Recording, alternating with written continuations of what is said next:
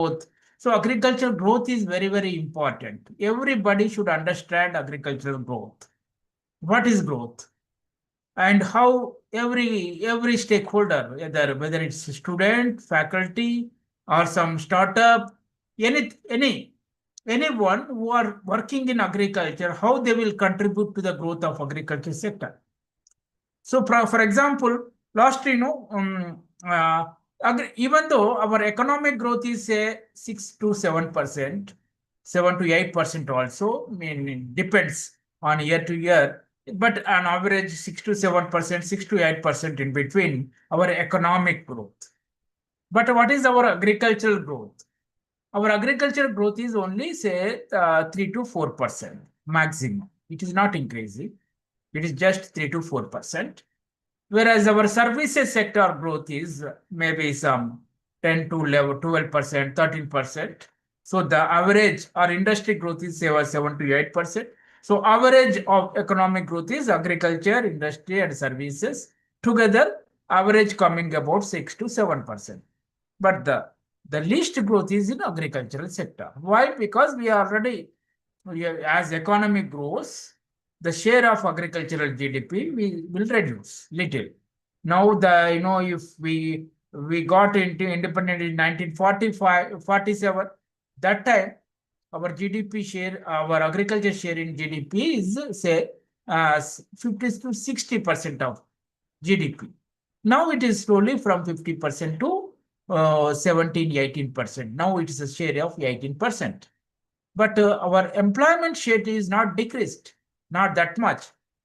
Maybe decreased from 80% to now it is about 48, 49% of total economy.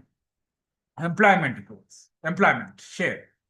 So this is growth, employment share, and this is very, very important. What is the share of agriculture in employment is about 48%.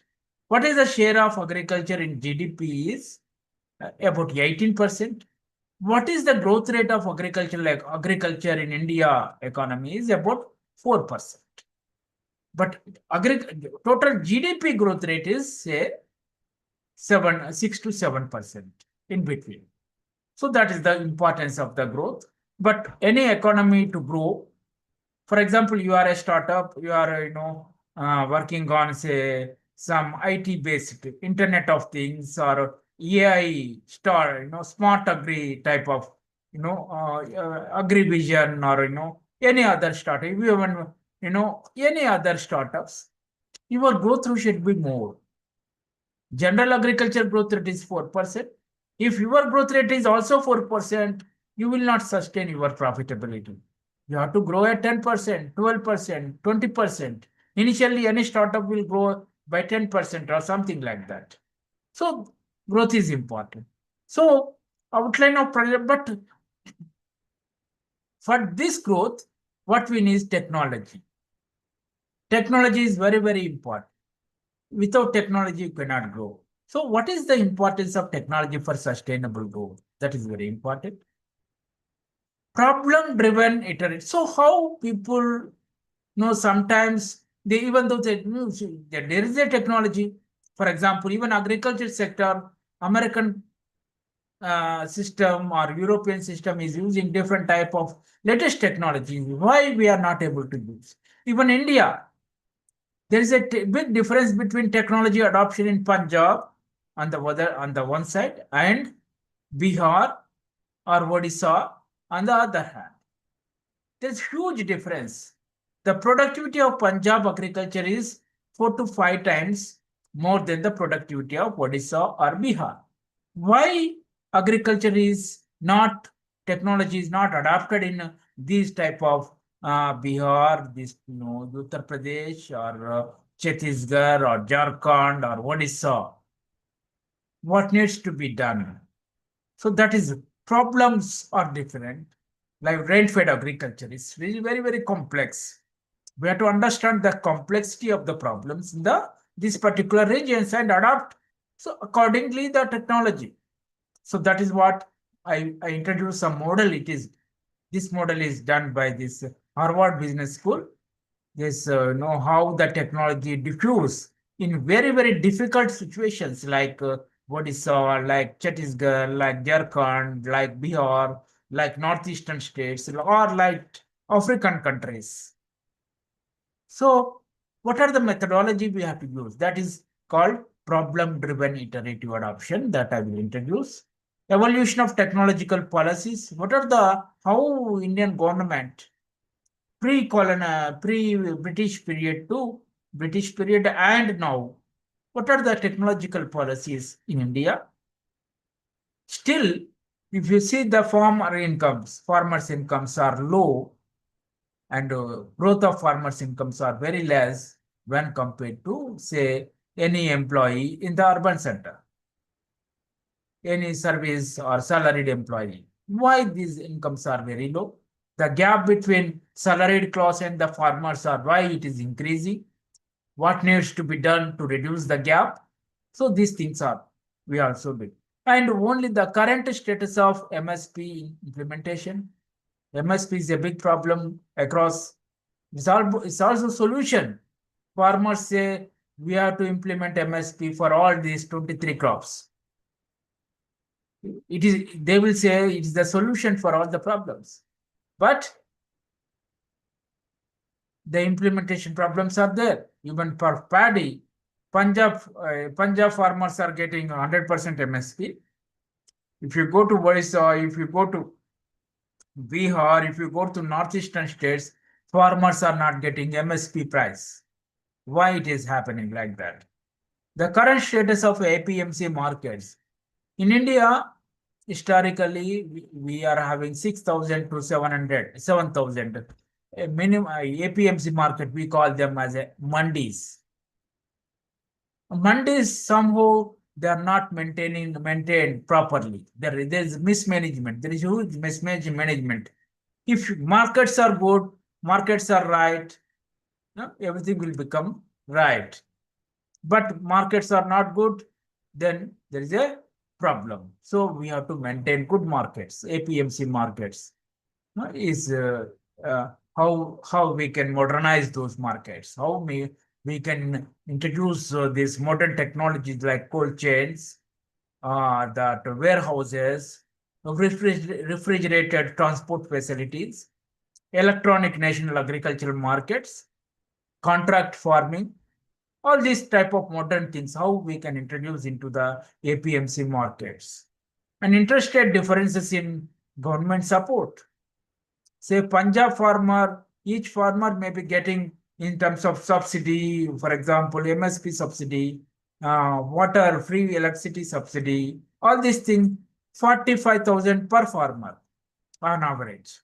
But if you go to Odisha, if you go to Chhattisgarh, or if you go to the Bihar states, per farmer subsidy is not more than 5 to 7,000, 5 to 7,000 rupees. Whereas Punjab farmer, they are getting 45,000, about 7 to 8 times more. Why they are getting more? And what needs to be done to increase incentives to the farmers who grow different crops in, say, Odisha, Bihar, Chhattisgarh. That also we will discuss.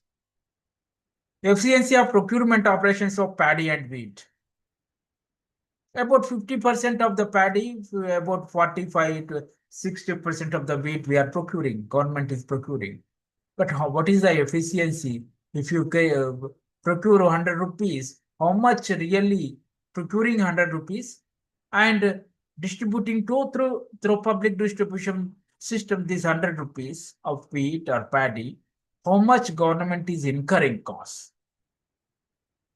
So if you are procuring paddy at 100 rupees and selling to farmers at same thing, but in between there is a huge cost, logistic cost, collecting from the farmer collection centers, loading, unloading, processing, storage, all these things government incur the cost. How much is the cost? If it is too high, and private sector can do it better way, more efficiently. If the same transfer is done with the private sector at 5 rupees, whereas the government is incurring 20 rupees, that means this, if we shift from government to the private sector, the economy will improve. Agriculture economy will be more efficient. So again, we are talking about MSP, we are talking about the subsidies, fertilizer, all this, but the bias against other crops. If you take the paddy, compare paddy with sorghum or millet, each hectare paddy farmers may get some 30 to 40,000 of subsidy on average, whereas the millet farmers get a subsidy of less than 10,000. You see, for example, you must have seen fertilizer bag of urea bag. What is the market price of urea bag? It is some 276 or below 300 rupees per bag of 45 kg. But the actual cost to the government is they are given on the bag, on the bag label. That is about 2,000 rupees. So 1,800 rupees on each bag is given as a subsidy. 1,800 rupees per bag given as a subsidy. But whereas the farmers are bearing only 277 rupees, the remaining thing is borne by the government. Because we are importing huge quantities of urea from Iran, Iraq, and other places, or we are importing raw material required to make urea, like liquefied petroleum gas, LPG, natural gas. That is the raw material to feed into the manufacturing of the urea. So, and generally the paddy farmers, if they they use at least 4 to 5 bags per acre, whereas millet farmers, they use less than one. Sometimes they may not use. So that much use subsidy is going to the paddy farmers when compared to the millet farmers. So way forward from assured price to assured income schemes. So now that we are in, we are MSP, minimum support price, is benefiting the paddy farmers. Whereas it is not benefiting the millet farmers. But the other scheme, which is Prime Minister PM Kisan. PM Kisan is benefiting since last 2-3 years all the farmers. Whether you grow paddy or whether you go to millets or pulses, oilseeds, it will benefit all the farmers. That means if we give, instead of giving fertilizer subsidy or minimum support price, if we give, if we give in terms of,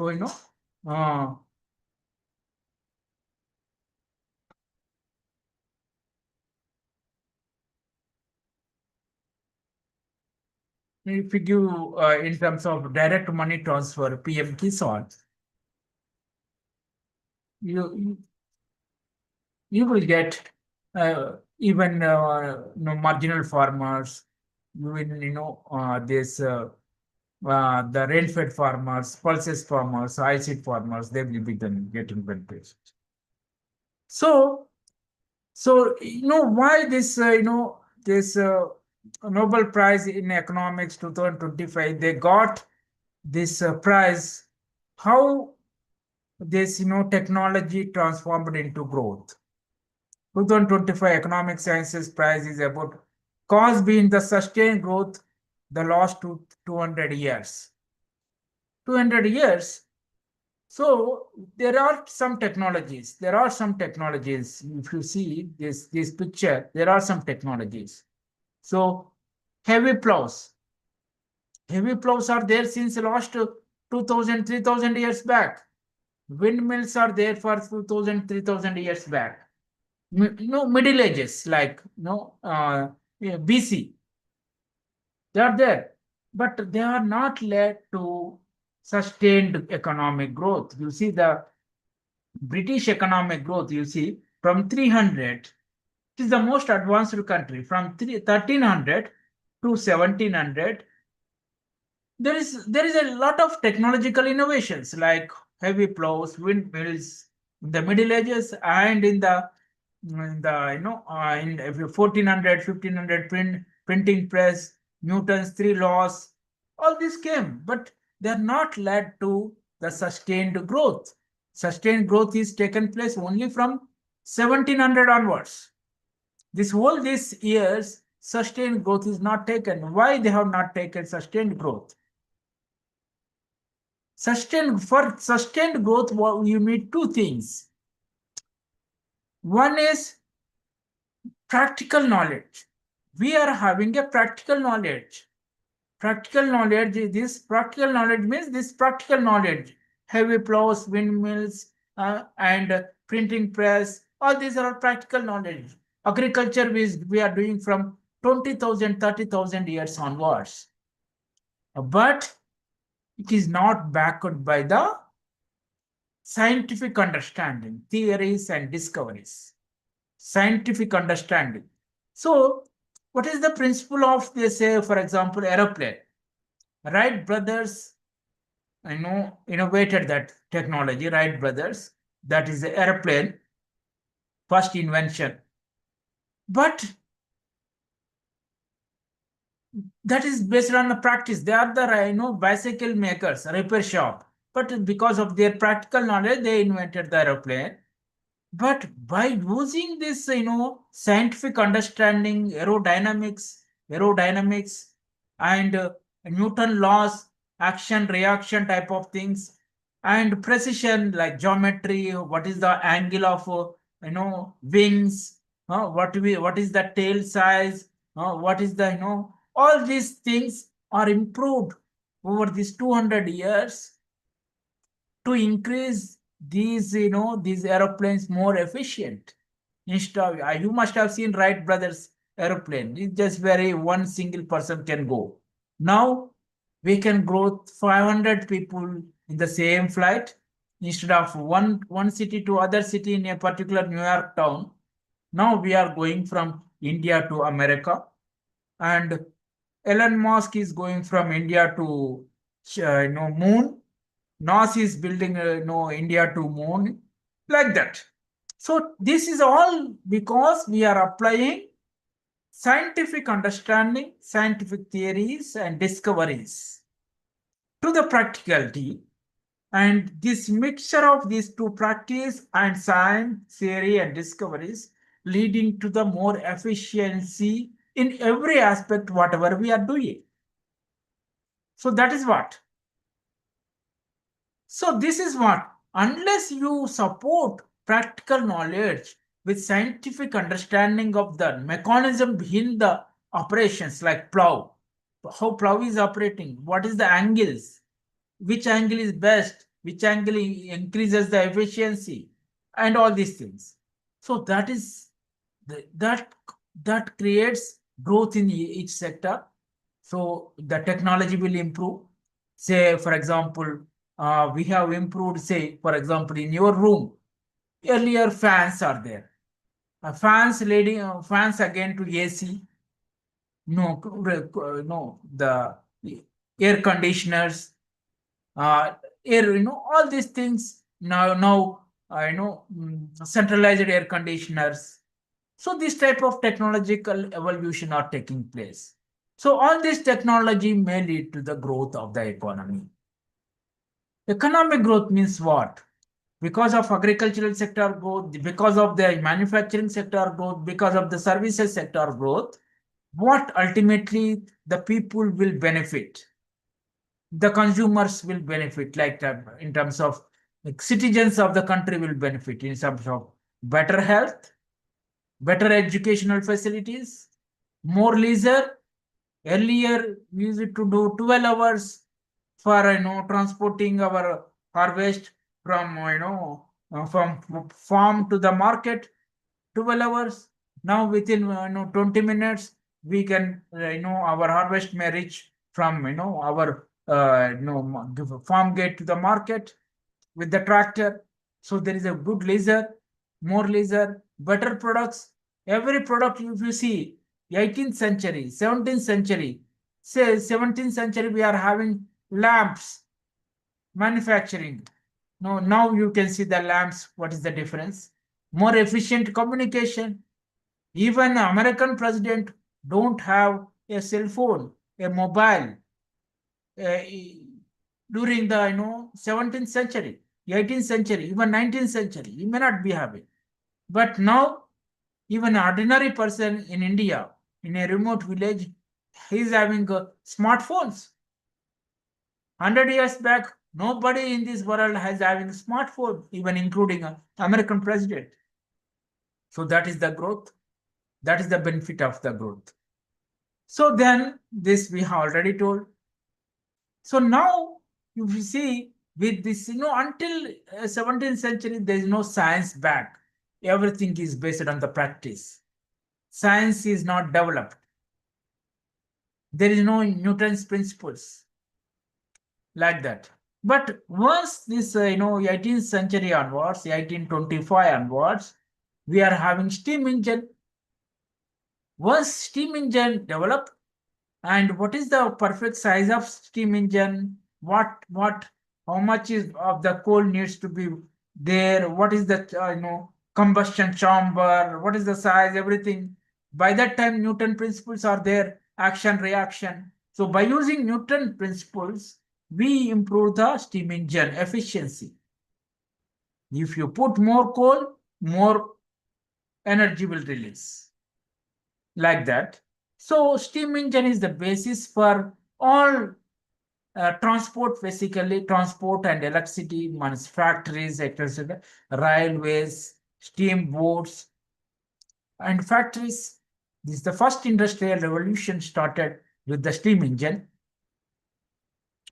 Then the second innovation came in terms of electricity, three-phase generators, electricity, electric motor, safer workplaces, household appliances with the electricity. What happened? You are having press, you are having washing machine, you are having refrigerator, you are having bulbs.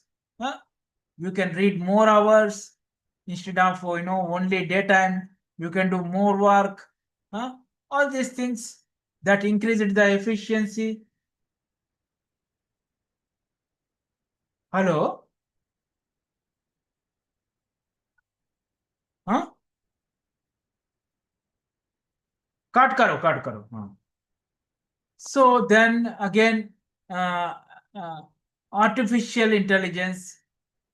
Now it's coming. There are 2, 3 generations. You see the steam engine, the first generation technology, first industrial revolution, the three-phase generator, that is the second, and now it is artificial intelligence.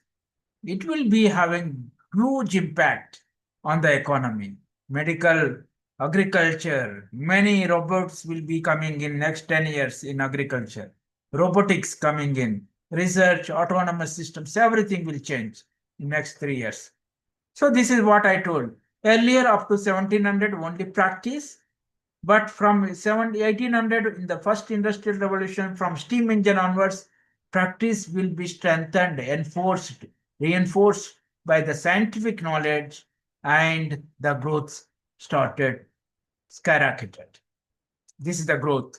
How once science backed by the practice, or practice backed by the science, how the growth is skyrocketed. But once you stay, no, another thing is, it's a creative destruction. Anything, still, if we are having our plows, wooden plows in the fields, then there will not be any space for tractors, tractor-drawn plows. And still, if we are having the same old landline connections, there is no space for smartphones. We have to throw away the landline connections. Then only smartphone will come. We have to throw away wooden plows. Then only tractors will come. Like that. This is called creative destruction. Creativity may lead to destruction of the old technology and introduction of the new technology. So that is what. So this is whole economy, how it works. We need not only technology, the production system, research and development, all these things, production system and research and development will come only through what? Investment. You need investment.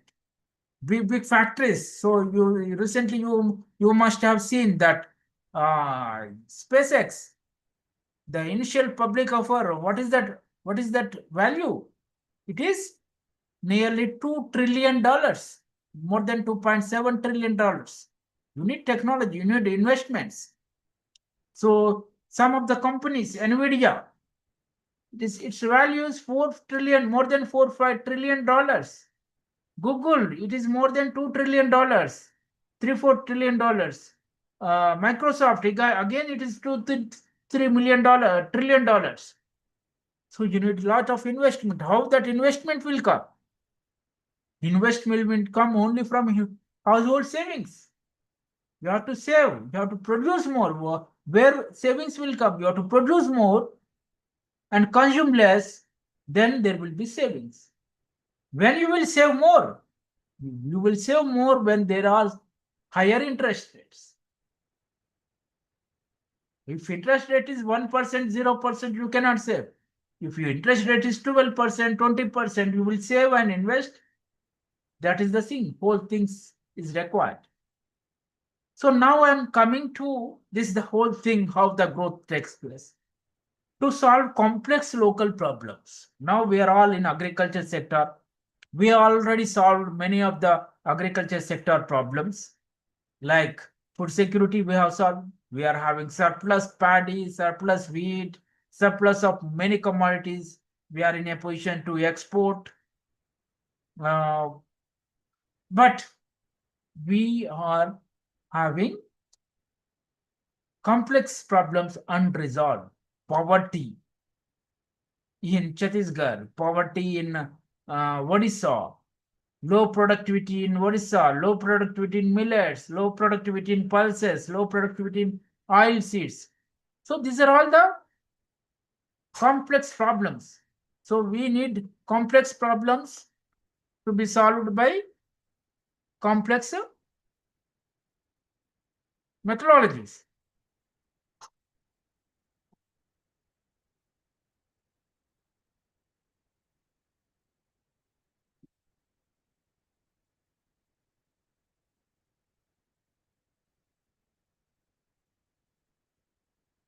So one example I am telling why this, global, that problem-driven iterative adoption. So it is called state capabilities also. For example, Punjab, Haryana, Tamil Nadu, Karnataka, Kerala, their state governments are very efficient. Whereas some states like Odisha, there will be corruption, there will be so many other things, Chhattisgarh or even Jharkhand, there will be whole systems are not well developed. You must have seen. So whomever working there in that particular areas, Bihar, Chhattisgarh, Odisha, if you go to Kerala, if you go to Tamil Nadu, you will see visible difference in how the government is also working. So one example I am telling. So internationally, there is a postal code, postal code, global postal code. As per the global postal code, there is one law. If you send a postcard to particular address which is wrong, then if it is wrong, the postcard has to be returned to the same person who sent it within 1 month. Within 1 month, 30 days, within 30 days, it has to come back. That is the postal order. Every country, 190 countries signed to this postal code. That is the law. So that means every country, if you send a postcard, it has to, if to a wrong address, it has to reach back to the same address within 30 days if it is not delivered. So all these countries, they have sent it. Czech Republic, Salvador, Finland, Uruguay. about, all this, out of 10 postcards, 10 returned back to the same person who sent those. 100% efficient. They are following 100% law implementation. But if you see, slowest 25 countries, bottom half by years of schooling, like low quartile by income, similar like India, second quartile by income, third quartile by income. Out of, you see, 100 postcard you send it, 0%, zero, nothing is returned back to the sender in these 25 countries. So bottom half countries, only 2 postcard returned. Huh? No, lowest quartile, only 1 returned. Only, some countries only 3 returned, only 4 returned. So this is called, even though law is same across the countries, the implementation capabilities are absolutely different among these countries. Some developed countries like European countries, 100% law is working, law is implemented as it is. But in developing countries like India, to some extent it is implemented. Out of 10, maybe 2, 3 are returned back. Say, within India, maybe out of 10, only about 9 returned back in Kerala, 9 returned back in Andhra Pradesh, or no, in Bihar and Orissa, only 3, 4 returned back. So that is the situation of the state capabilities within India, if you compare different states. I think you understand why some states are better in agricultural production, productivity, implementation of the technologies and all these things. So now I am coming to the approach to solve this problem. To solve this problem, it's a complex problem. We have to solve it to improve the development of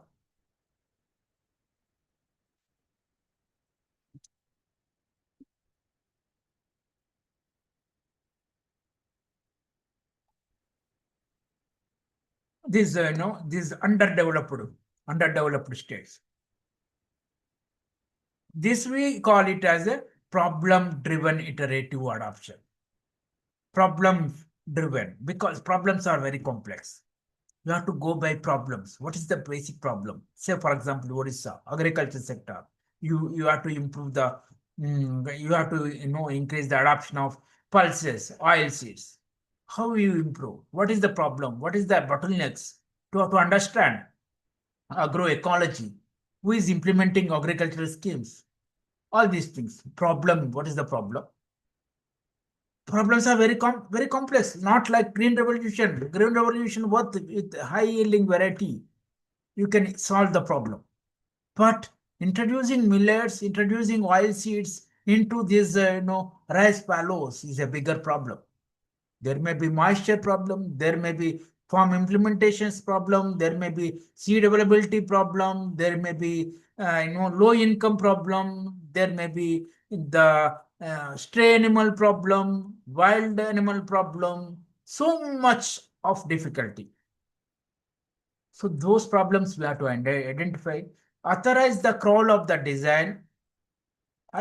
Crawl means small incremental experimentation. Small incremental experimentation. So this has to be, we cannot jump. For example, green revolution productivity, 3 times increased within 3 years. But those type of things are not possible in this type of highly complex issues. You have to go incrementally, step by step.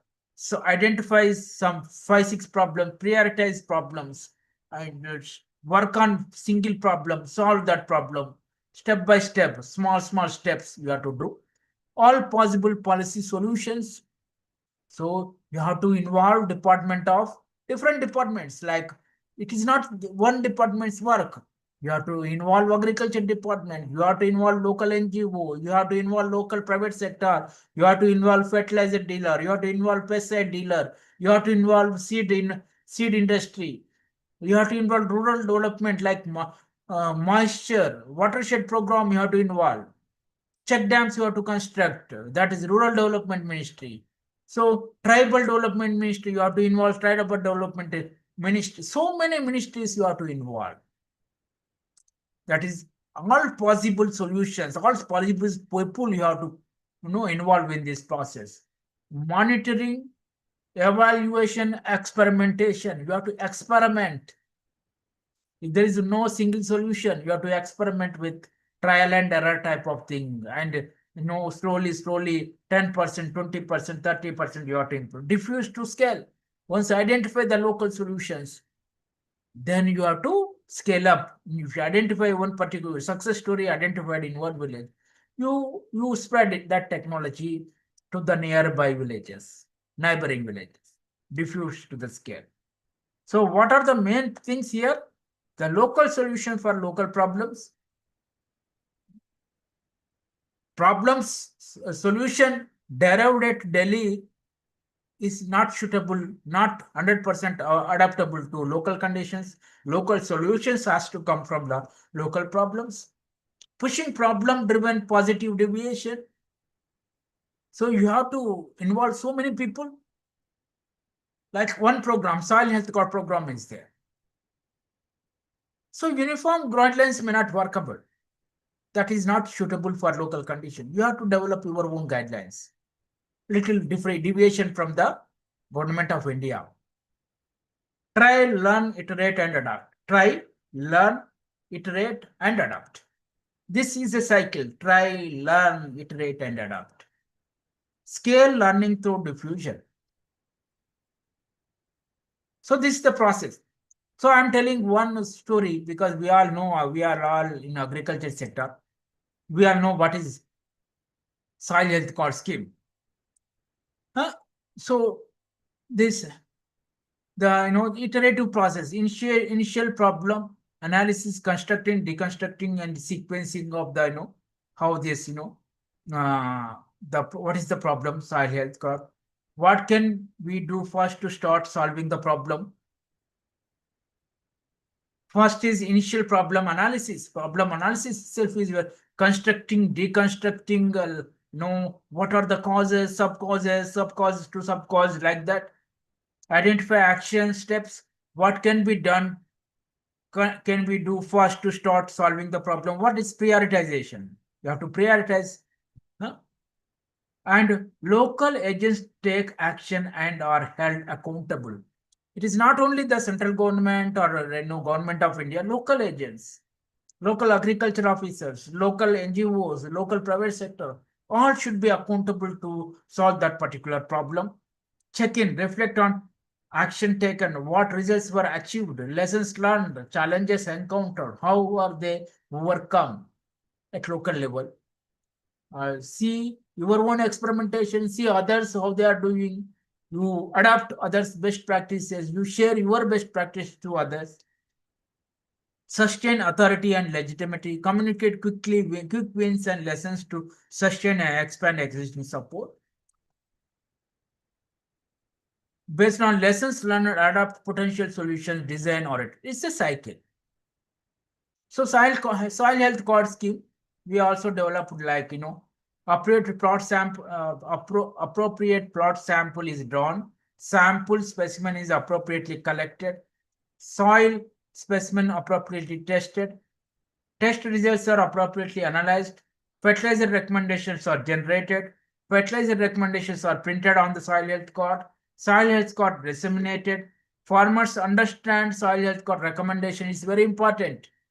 They may receive soil health card, they may not be understanding soil, what is the recommendation. Farmers trust soil health card recommendation, they have to understand, trust soil health card recommendation. Farmers adopt soil health card recommendations. Farmers efficiency improved, farmers income increased.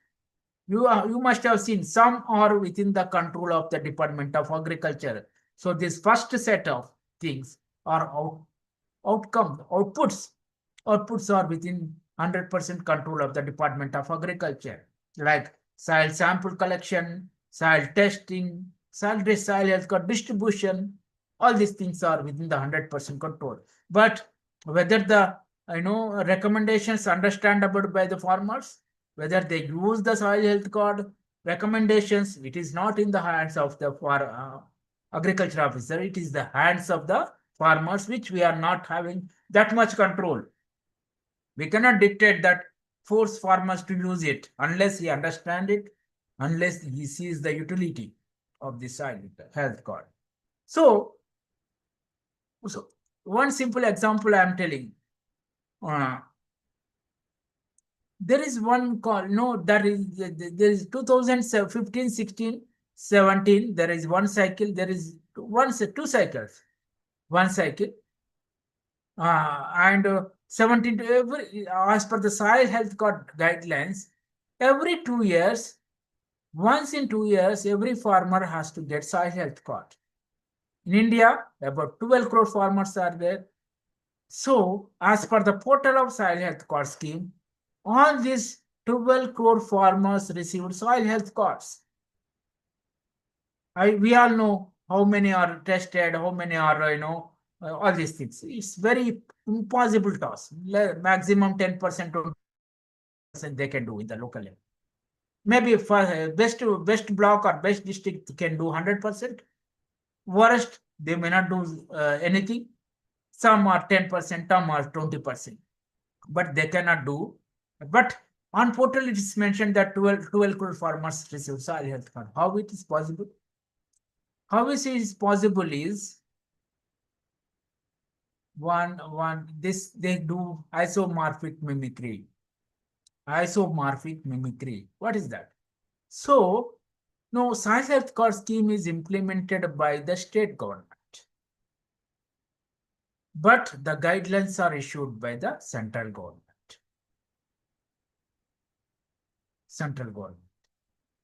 So, guidelines and money, funds will be released by the central government.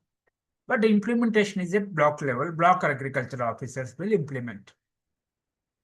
So, once you implement, if you say 100% completed, then only central government will release the fund.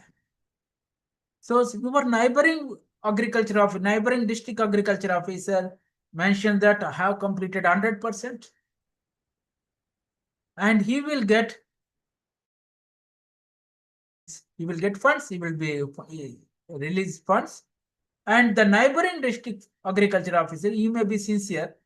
We know the capacity of the state government, district level, hardly 20 to 30% they can achieve the target. Saturation, they cannot achieve saturation. Only 10 to 20% they can achieve. But if you say that 10 to 20% achieved and the same is communicated to the higher authorities, number one, he will not be given promotion, or he may be given some memo or something, some warning why you are not performing. And there will not be any fund for the next cycle. And there is no support for soil test or the equipment, manpower, skill, all these things. It is not possible. So the best option in front of him is to say that, okay, in my district also 100% achieved. And in return, he will get 100% funds to implement. Whether it is implemented with that money is sufficient or not, that is immaterial. So that is what happened. So some districts, they are good, they are implemented. Some districts, they are worst, they are achieved only 10%, 20%, but they mention it as a 100% achieved. They will get some fund. They're satisfied. They're just satisfied with 10, 20%. They may not improve. To improve, what is required? They have to record that only 10, 20% is achieved. Number one, it's very difficult. And not only record, they have to communicate the same 20% is achieved to higher authorities, and they have to get more fund, more skilled manpower to implement this scheme. Then only it will increase from 10, 20% to 30, 40%. It is under these circumstances, it is not possible. So that's why only 10% of the districts, they have done well. Remaining 80%, 90% of the district, they do isomorphic mimicry at the local level. Most of the schemes are like that. So, this is what this. No, you have to develop to solve this problem. You have to develop a fishbone diagram. Fishbone diagram. This so this say for example this soil health card implementation is only 10%. So this is only 10%. What is the main problem? Skilled manpower is not there. Then you put it as a main cause, main bone. It is the main bone. No? And funds are not available. You put it one another thing. And this testing facilities are not there. You put it another thing. Then how to solve it? So that you have to do. So this.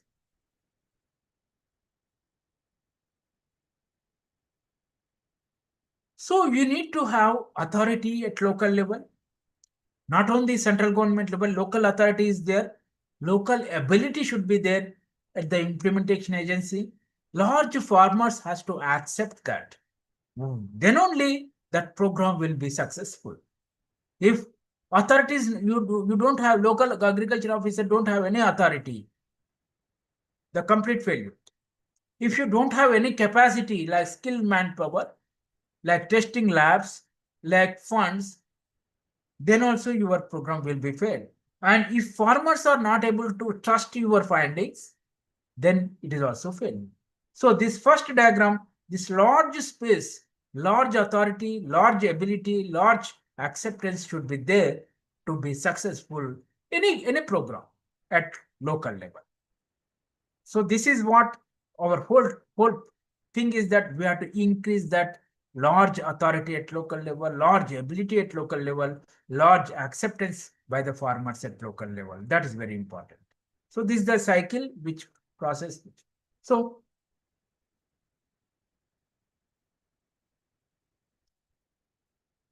iterative process, always you have to iterate, enhance functionality, enhance legitimacy of the farmers, enhance functionality, testing labs and all these things. Then you achieve your goal. It is not a one-time process. It's a testing, trying, iteration, and this is the process which starting point, felt problem.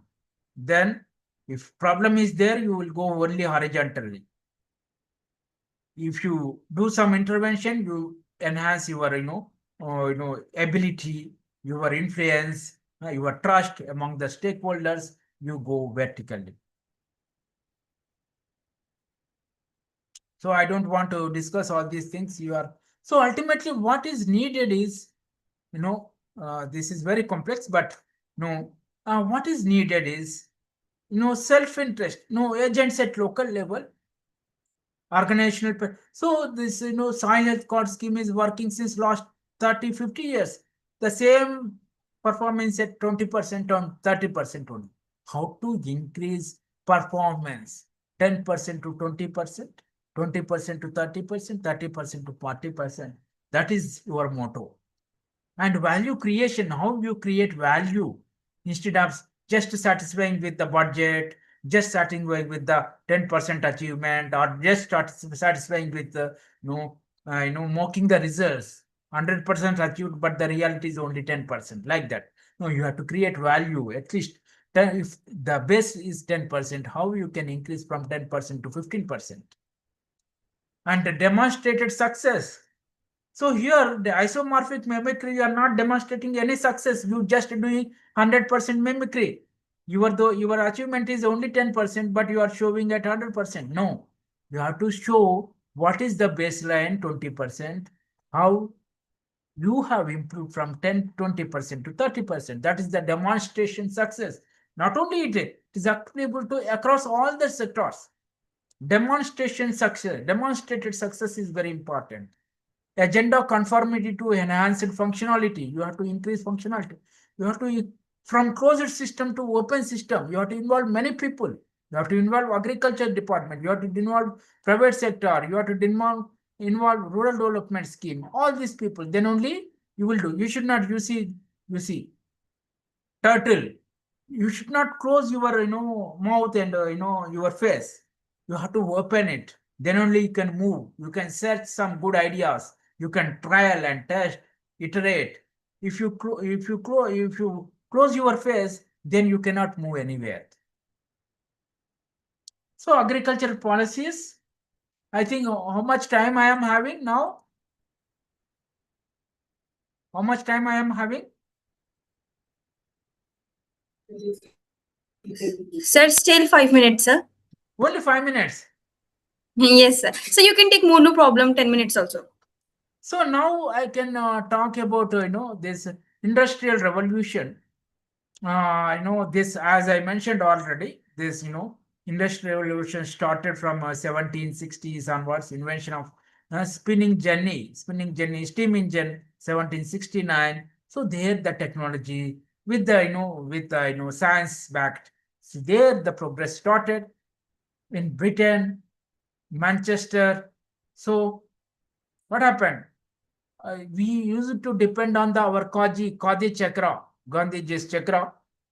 But what happened with the cotton mills in Manchester, you know, uh, this the cotton mills are becoming, they need a lot of raw material, raw cotton.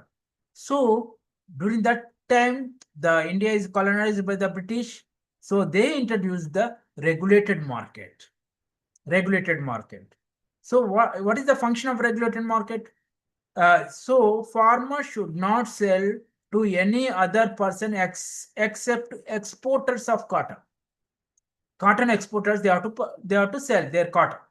These exporters, they will export at cheaper rate to cotton mills in Manchester, say 10 rupees.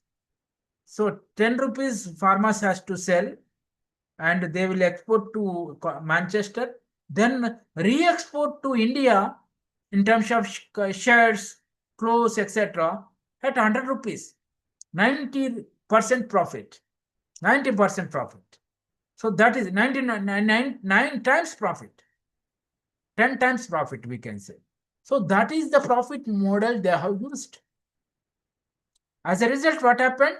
Our total khadi industry vanished because they don't have market. We are importing cheaper food, clothes, etc. So khadi industry is entirely vanished.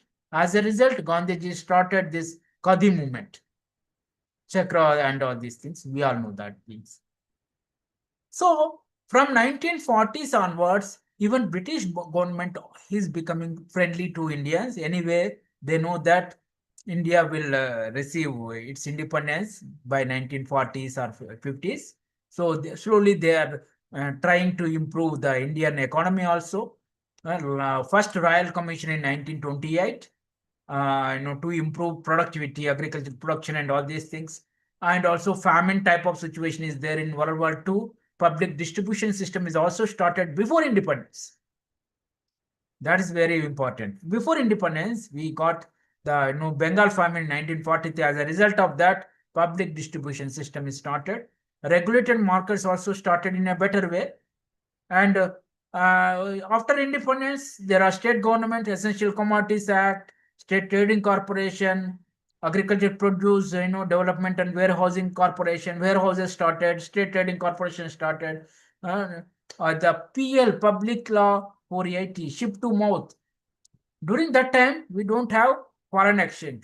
How we will get foreign exchange? Only if you export something, you will get foreign exchange. India don't have any exportable commodity that time. No industry, no services, no agriculture. So, but America is having surplus food grains. But we are having famine type of situation. So India is having agreement with America because we don't have a foreign exchange. You buy. America said, I will sell grain in Indian rupees. I will sell grain in Indian rupees to India. So they exported food grains, rice, wheat to India in Indian rupees. And with that Indian rupees, they do some, Christian missionary, food aid, this type of things, activities. So that is the situation. We are just, it is like a begging only because we are not having foreign exchange. No country in the world can buy in Indian rupees. Even now, it is not possible. That time, American generous type of support helped us. So then 1960s onwards, high yielding varieties tested in 1962 to 64. National cooperative movement through cooperative agriculture marketing, Food Corporation of India to procure food grains and distribute across India. Public distribution system is strengthened. 18,000 tons of high yielding variety seeds are imported. So Green Revolution, Punjab, Haryana, IRA, that all this belt, Indian agriculture research is the belt of Green Revolution. They tested, they distributed, they spread Green Revolution. Within 3 years, the production in Punjab, Haryana increased 3 times. There is no space to store food grains. They declared holiday for schools and stored food grains there. So that's the success of Green Revolution. That is all entirely public sector.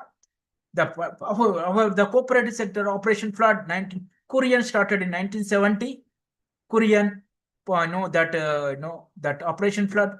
Although simultaneously, private sector, Operation Flood is in cooperative sector. Green Revolution is in public sector, government support. The poultry revolution is silver revolution. It started in the private sector, So public sector, private sector, cooperative sector, all these things are moving simultaneously. Again, blue revolution, fish revolution in 1985. So these are all this, we becoming, exportable nation now. But the 1986 Bureau of Indian Standards Act 1986 started exporting different commodities. Because standards are very important to export. I think these are all the things. But 1980s to 2020, there is a policy paralysis. Nobody done anything. You have seen the new farm laws only started in the 2020s. New farm laws, liberalization. But before that also, there are some improvements from 2003 to 2019. BT Cotton, Model Act 2003, Bajpayee government, Forward Contract Act 2006, Warehouse Development Regulation 2007, Model Agriculture Land Lease Act, that is a big problem, 2016, Electronic National Agriculture Markets, again 2016, Model Agriculture Produce and Livestock Market. Earlier, livestock is not there in the APMC market. Now, livestock is also included in 2017. Model Contract Farming Act in 2018. Jai Jawan, Jai Kisan, Jai Vignan, Jai Anusandhan. Means research, extension, all these things are required. New farm laws 2020 and new farm laws repealed in 2021 because of all these agitations. So I think I will close here. So new farm laws are to liberalize agriculture sector, to strengthen the APMC market, to strengthen the private sector, to allow the big market players to liberalize economy. Like say, for example, industry, 1990s liberalization. What happened? Two-wheelers are liberalized.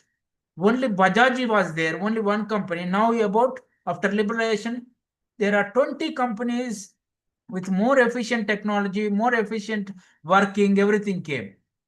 Mobile phones, only BSNL, MTNL is there. Now about 20 companies are. Smartphones, with the liberalization, only landline is there in 1990s. Now there are some 20 mobile designs, mobile types of there. So when you liberalize, economy will benefit again. Similarly, 2020 new farm laws are also liberalized agriculture sector, so that all these companies will come, for APOs will come, everybody will compete with each other, more efficient system will come.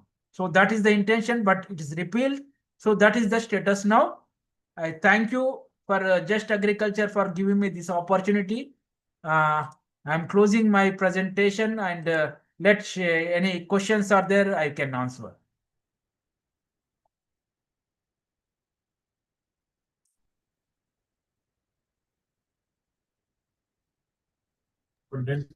Thank you so much, sir. Yes. Sir, I'll just do one thing. The chat box is enabled for all. And if they want to ask any questions, they can drop their questions in the chat box. I'll dictate, sir, and then you can answer accordingly. The participants who are having queries, they can drop their questions in the chat box. The chat box is enabled for all.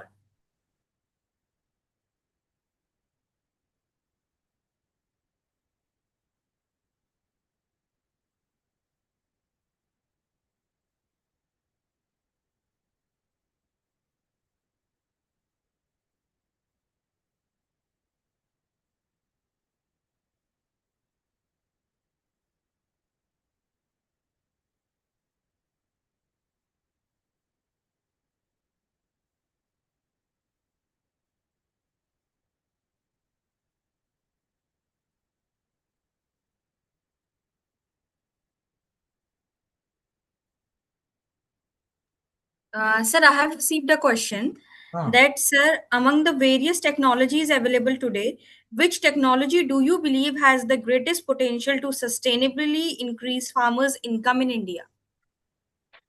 So now we see the green revolution technologies, paddy, wheat, sugarcane, they are very much successful in Yes, sir. irrigated areas. We saw BT cotton that is also very much successful in dryland areas, some of the dryland. Now it is also now the new technology, genetic engineering technologies, Yes, sir. genetic engineering technologies plus AI, Artificial intelligence. genetic engineering. So AI will come in all the sectors. Like say, for example, agricultural information services, how to manage pests, diseases, how to diagnose, detect that I know this is the pest, this is the this is the disease, and what type of chemicals or pesticides or no fertilizers we have to use.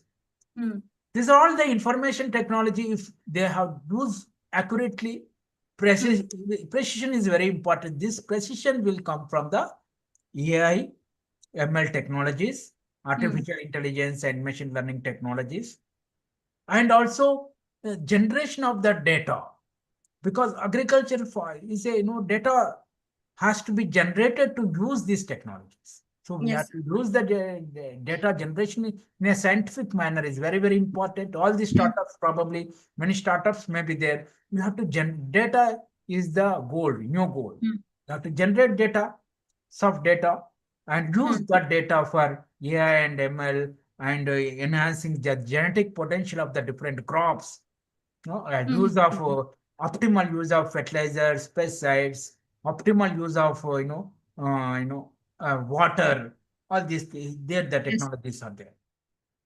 There you can, and most of the dryland technologies like horticulture, uh, like fruits, vegetables, precision farming. Precision farming is also coming in a bigger way because youth, the all maybe youth will come only if agriculture will become attractive. Agriculture will become attractive if they use AI, ML, gene technologies. Otherwise, youth may not come.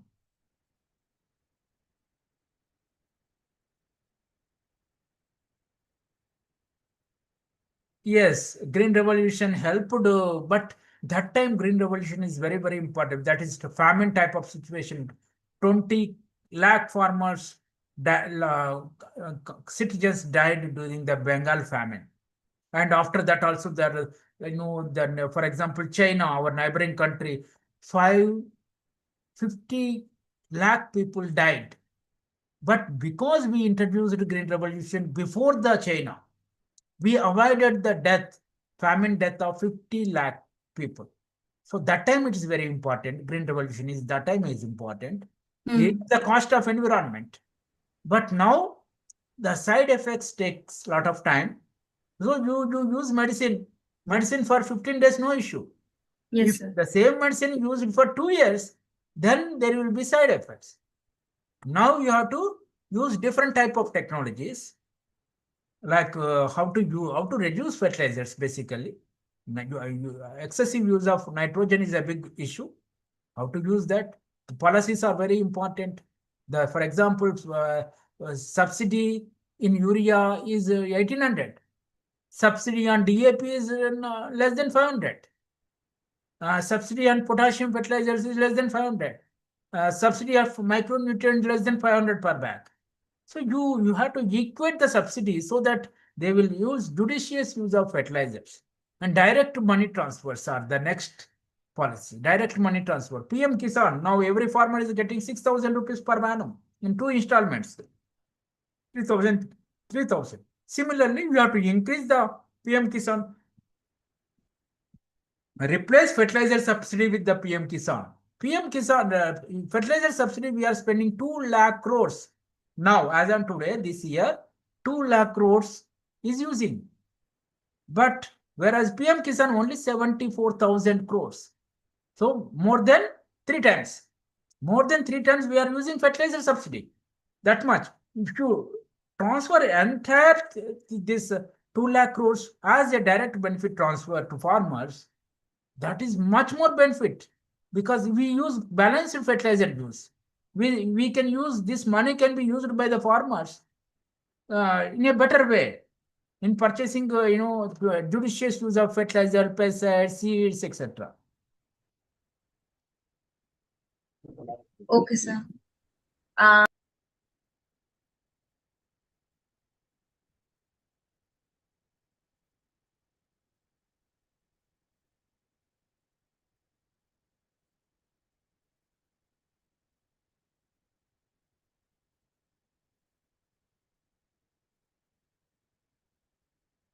Yes. So one question is that what are the key challenges in implementing MSP across all crops and regions of the country? So, for example, first of all, if you go to any village, paddy, you will get some, 400 tons of paddy in a particular village. 400 tons paddy you will get because paddy is, monocrop in most of these villages. All the farmers grow only paddy. The collection is very easy. If you go to a particular village, you will get some trucks of 10 tractors, 20, 30, 40 tractors of paddy you will get. But pulses, there are 12 types of different type of pulses. Harvest period is totally different. The pigeon pea harvested in a different month. Chana will be harvested in different month. Moong and urad are harvested in different months. Duration is different. Harvesting is different. The mechanisms are totally different, and they spread. If you go to a particular village, instead of 4,400 tons of paddy, you will get some 100 bags, only 100 bags. It's very difficult to even get to 100 bags. So that scattered and thin distribution of pulses, oilseeds, scattered and thin distribution of pulses, oilseeds is becoming bigger challenge for logistic basically, storage, logistic arrangements, because they have to put, entire whole year this procurement center in the villages. Because pigeon will come in different month, moong is coming in different month, chana is coming in different year. Entire year you have to put procurement operations are open. Whereas a paddy harvest season maybe in the month of I think this is the harvest season. Some most of the places June, May, June. If you put May, June, only 2 months, entire procurement can be done. So that is the issue. And with the government, it's also a very big problem. If you procure the higher MSP, say 70 rupees MSP, and you have to sell that produce in some other place, that is also costly. So these are all some issues. Because paddy and wheat we procure and selling at 2 rupees, 3 rupees per kg in a PDS, public distribution system. Whereas millets, pulses, oilseeds, there is no public distribution system. So the best way is leave prices to the markets. Anyway, prices, if we leave the prices to the markets, pulses prices will be increasing definitely. 70%. They are remunerative to the farmers. The markets will take care. Whereas oilseeds is a problem. Oilseeds is a problem. Why problem? We are importing 60% of oilseeds, edible oils.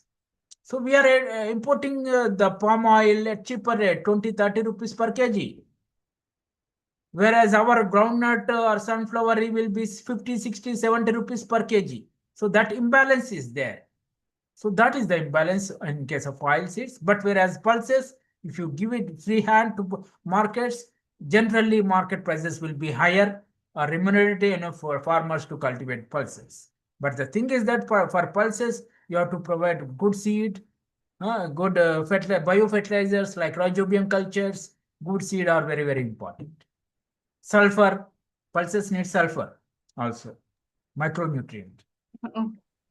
Okay, so sir, thank you so much for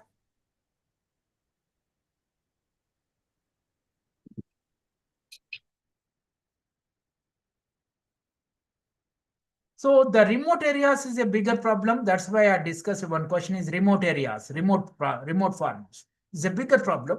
Like that's why I told problem-driven iterative adoption. Instead of umbrella schemes of the central government, states has to develop their own, special schemes, special programs, uh, identify problem, diagnose problem properly, and understand in a mission mode all government approach, agriculture, rural development, panchayat raj institutions, private sector, cooperatives, everybody should involve. Women SHGs should be involved. Farmers cooperative societies will be involved. Cooperative Ministry of Cooperatives. All these things should be involved. And local problems need local solutions rather than the imposed from the Delhi or something other places. So once you identify problem correctly, you solve step by step these problems and prioritize problems, then you will have some solutions at local level. Once you develop local solutions, you scale up those local solutions in the similar areas.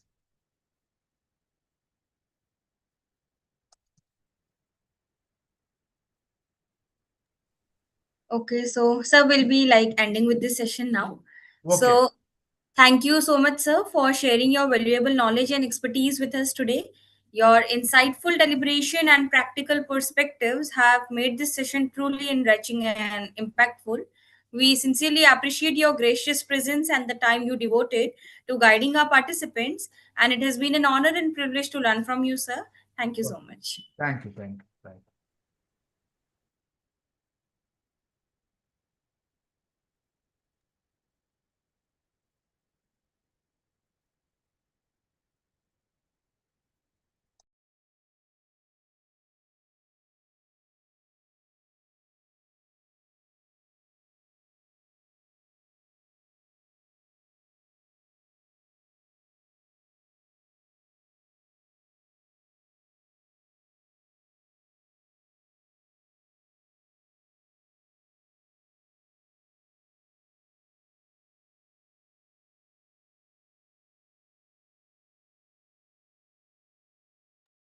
Our next guest has also joined us. Uh, just a minute.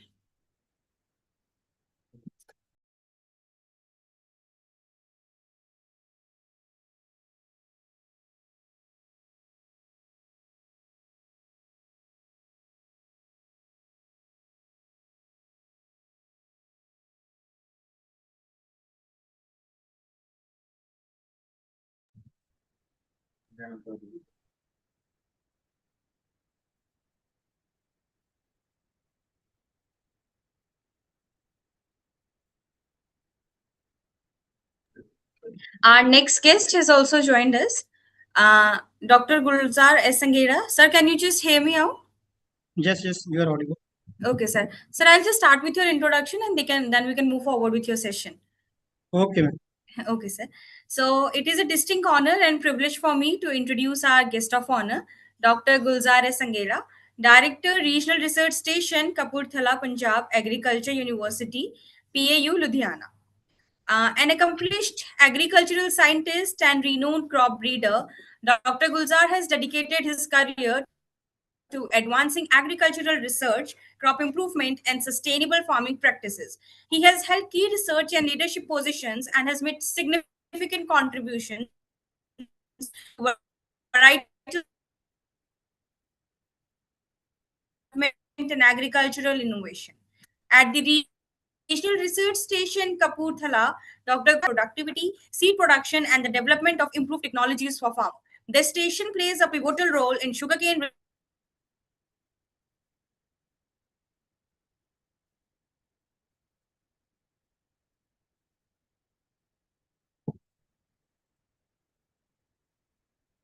advancements in farming communities. Sir is widely recognized expertise in crop improvement, sugarcane research, varietal selection, and integrated crop management. Through his research, training programs, and interactions with farmers, extension personnel, and students, he continues to inspire the agricultural fraternity and promote sustainable agricultural growth. We are truly honored to have such a distinguished scientist and a leader among us today. So, on behalf of Just Agriculture Education Group and all the participants of AgroVision 2.0, I extend a very warm welcome to you, sir, and we eagerly look forward to your valuable insights and guidance. Thank you, sir, and over to you. Thank you. Thank you. Thank you so much.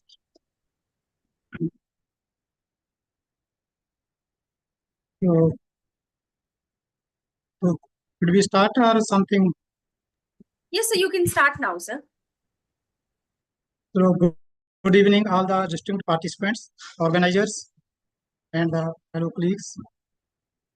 It is indeed a great privilege and honor for me to be present here today as a guest of honor and to share my thoughts on an important and timely topic, which Just Agriculture has introduced, that is artificial intelligence in smart agriculture and its applications.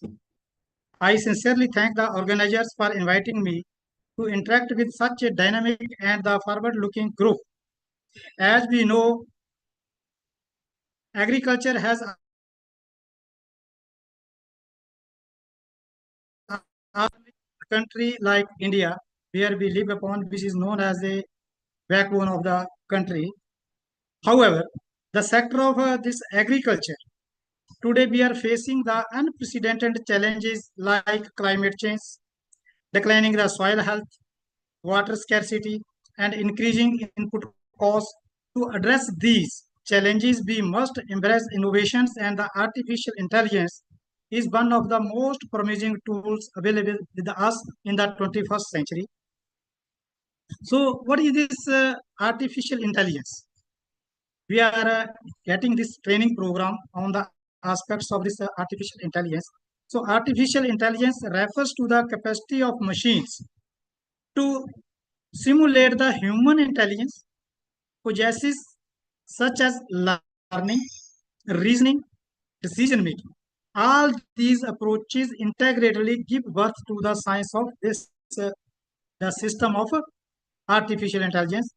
When we applied this system of artificial intelligence to the agriculture, it enables our farming community, especially our farmers, to make the precise and data-driven decisions.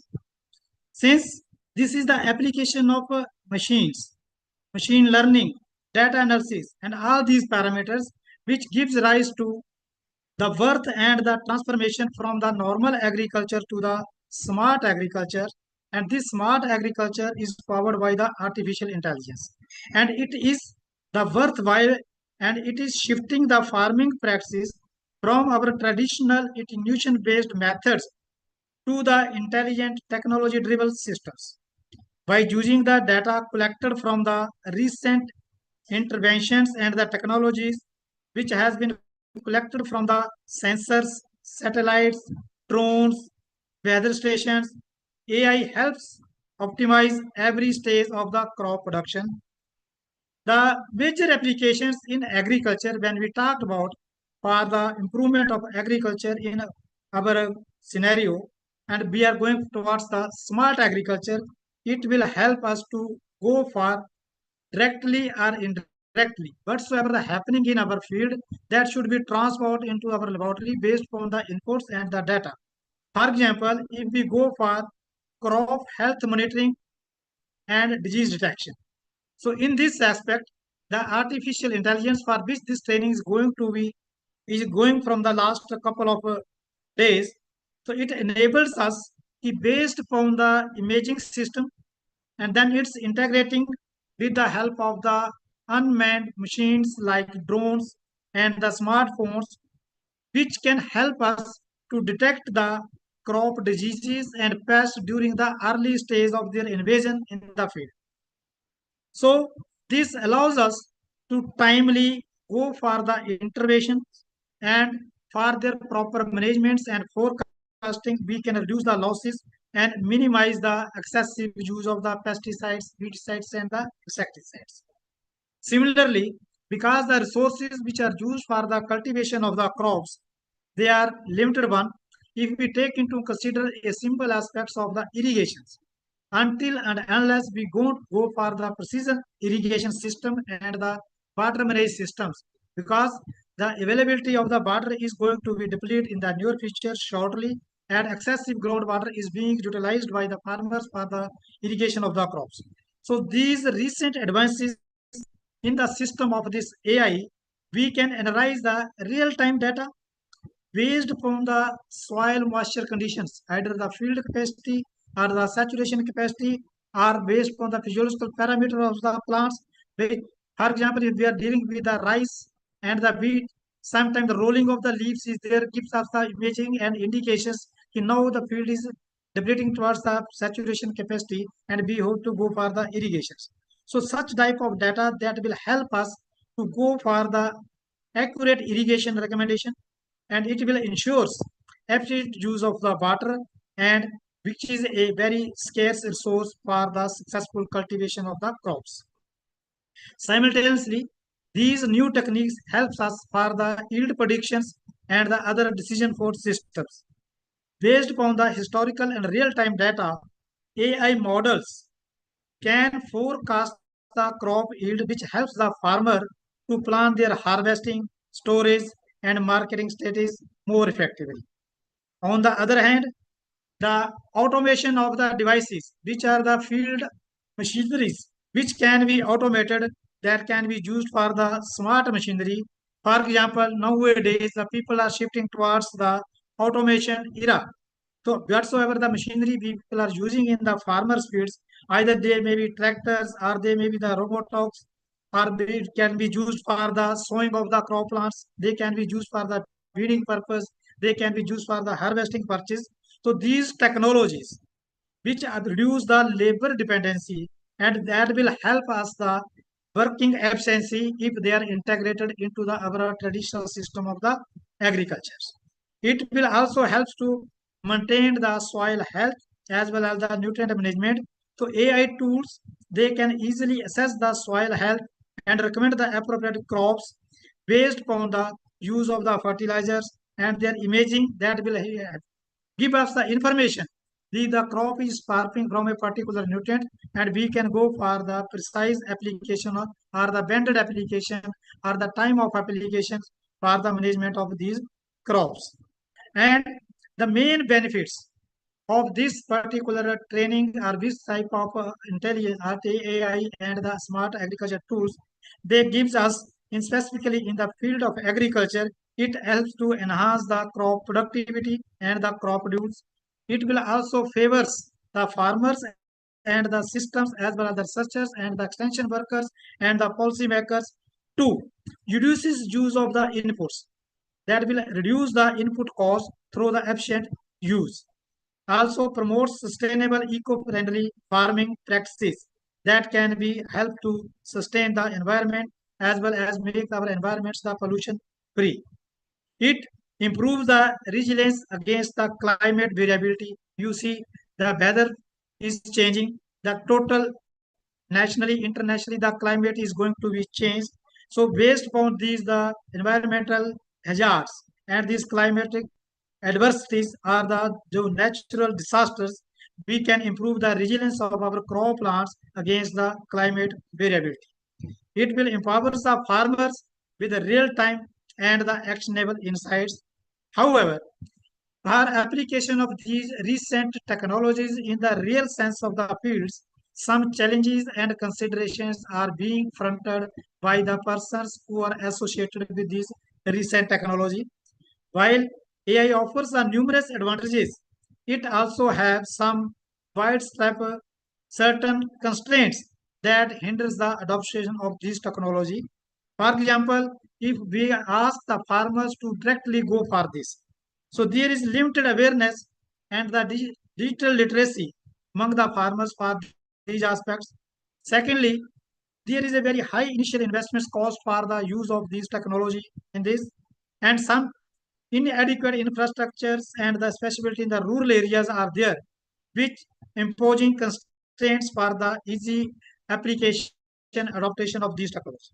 So it is very essential for we peoples who are associated with agriculture in general and for these being a researchers, being extension workers, being policy makers, we are the agencies.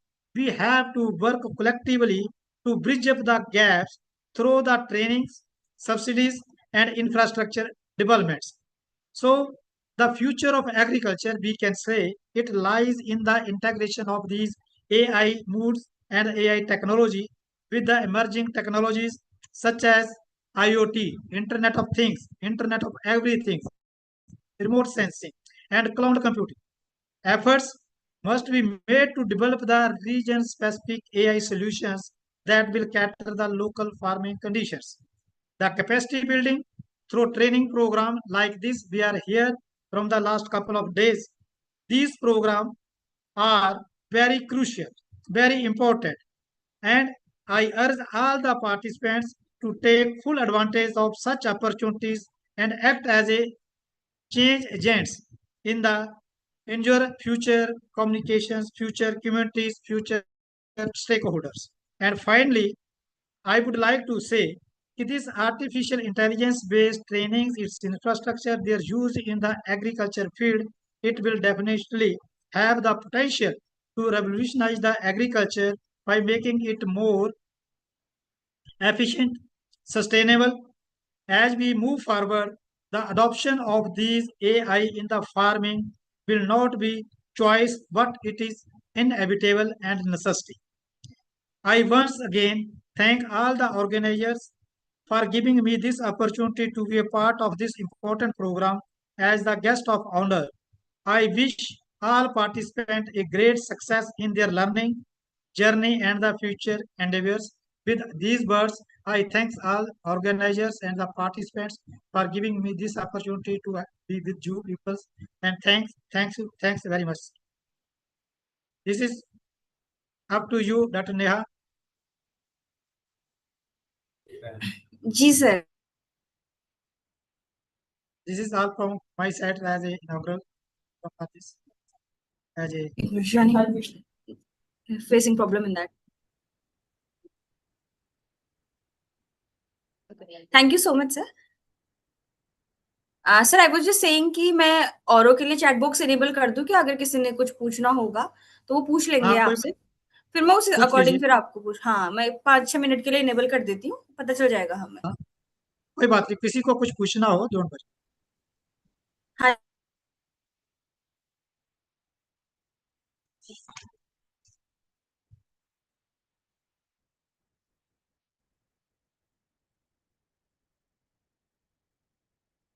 If participants are amicable in Hindi, English, Punjabi, any language, they are welcome. Sir सब diversity है हमारे पास पूरे India से, तो English, Hindi सारी languages का जो sir उसमें है स्पेसिफिक एरिया में वो समझ आता है. हाँ, किसी को कोई स्पेसिफिक कोई कैसे हो मतलब हाँ. they must convey the message. Okay. I will try my best to be with them.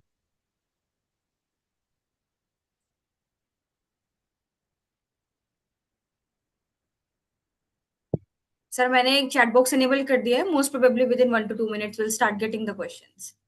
Okay. Okay, sir.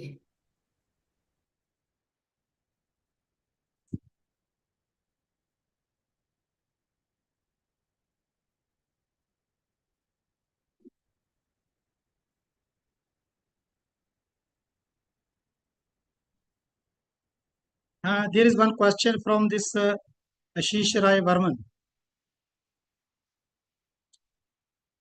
So one question is there, like how natural farming and smart agriculture go hand in hand? Natural farming and the recent techniques. Because we can say for the natural agricultures, we are having very long histories with us. If we go to our ITK, indigenous technical knowledge associated Yes, with the agriculture. अगर मैं हिंदी में बताना चाहूँ तो ये बता सकता हूँ कि हमारा जो नेचुरल फार्मिंग, ऑर्गेनिक फार्मिंग, जी sir. most of the people they are getting a misconception of these things. They are not understanding what is the meaning of natural farming and what is the meaning of organic farming. The basic difference. The basic difference behind this. and we are looking forward for the technologies which are ahead. We are talking about the artificial intelligence, we are talking about the precision agriculture, Yes, we sir. are going for the mechanization of the agriculture. Hmm. So these things, natural farming, in case of natural farming, we have the materials, we have the varieties, we have the crops Hmm. which are grown under natural condition. मैं आपको एक example coat करता हूँ. Yes, sir. Let us take the example of Kala Jeera, which is cultivated in Gurez Valley of Kashmir. Kala Jeera. Sir, wild one or another one? No, cultivated one. Okay. Natural farming of Kala Jeera Huh. is cultivated in Gurez Valley of Kashmir. Hmm. You are, it is very difficult to believe it for you guys because I have the experience to be there for more than 14 years to serve in the Kashmir Valley. Okay. The people's going for cultivation of Kala Jeera Hmm. Under natural farming वो बोलते हैं कि जब इसकी sowing करते हैं Hmm. तो वो कहते हैं कि मैंने 1 किलो जीरा फेंक दिया. अच्छा. जीरा फेंकने को वो उसकी सोइंग कहते हैं. Hmm. वो जो उसकी नेचुरल हैबिटेट है, जब Hmm. काला जीरा को आप लैंड तैयार करके हम्म. फ्लोइंग करके उसके हम्म. seed को सो करते हैं, वो जर्मिनेट ही नहीं करता. जी. और जब वो नेचुरल फॉरेस्ट के अंदर उसको डिमार्क्ड एरिया में उसको ब्रॉडकास्ट करते हैं, फेंक देते हैं, हम्म. नेचुरल फार्मिंग हम्म. वो उसमें ग्रो करता है. अच्छा. ग्रो करने के बाद उसकी पूरी क्रॉप की स्टेज आती है, हम्म. उसके ऊपर फ्लावरिंग आती है और ऊपर सीड सेट होते हैं, फिर उसको प्लग करके वो इकट्ठा करते हैं. अच्छा. That is natural farming. हाँ. If you go to Himachal अंदर अपर हिमालयस, हम्म. वहां पे मशरूम कल्टीवेशन गुच्छी हाँ, Gucci mushroom. Yes, sir. Very famous. Hmm. Very famous और very restricted to that area. Yes, they sir. Go for the natural. Hmm. That is the natural habitat of this. वहां Yes, वो sir. Natural farming करते हैं. हम्म. तो उस natural farming को जो कि रिमोट एरिया है, इनएसेसिबल एरियाज है, हम्म. उसको अगर हम इन टेक्नोलॉजी के लिए कह रहे हैं कि hand by hand, it is little bit difficult, but with the aid of these techniques, imaging, let us say, if we have to go for the cultivation of Kala Jeera, we have to hmm. map the Grace Valley. Or Grace Valley through manual means it is very difficult to explore. Yes, sir. So if we have the drone, if we have the satellites, if we have the sensors, we can hmm. capture those pictures and highlight those. It hmm. means it is very specific. If we integrate this, these modules, these techniques we integrate, so we can specify, we can earmark that this is the pocket which is meant for the natural farming of the Kala Jeera. Yes, sir. Similarly, let us go for the saffron cultivation in Kashmir. Yes. People are trying in the Kashmir, in the Sangla Valley, Himachal in Sangla Valley, hmm. Kinnaur, but they are hmm. unable to. So it means the climatic conditions, the soil conditions, hmm. puts the growth habit which is lying in the Pampur area of this. It is between Srinagar and Avantiputra. Hmm. Those 100,000 hectares are specifically meant for the cultivation of the saffron. Saffron. हाँ. Beyond that 10 to 50 kilometers, it is very deep.